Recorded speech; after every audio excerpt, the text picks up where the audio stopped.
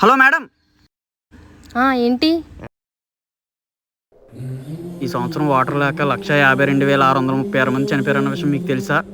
వాటర్ని ఎందుకు వేస్ట్ చేస్తున్నారు మీరు? సారీ అండి, ఇంకెప్పుడు వాటర్ వేస్ట్ చేయను. పర్లేదండి, మేము ఎవరికైనా ఇస్తాంలే. ఒరే మచ్చ, ఈ సంవత్సరం 1,52,636 మంది చనిపోయారా వాటర్ లేక? అవునరా.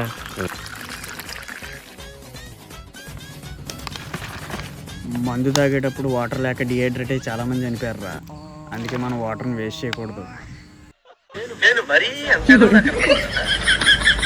మాదిరిగా కూడా కనపడుతుంది.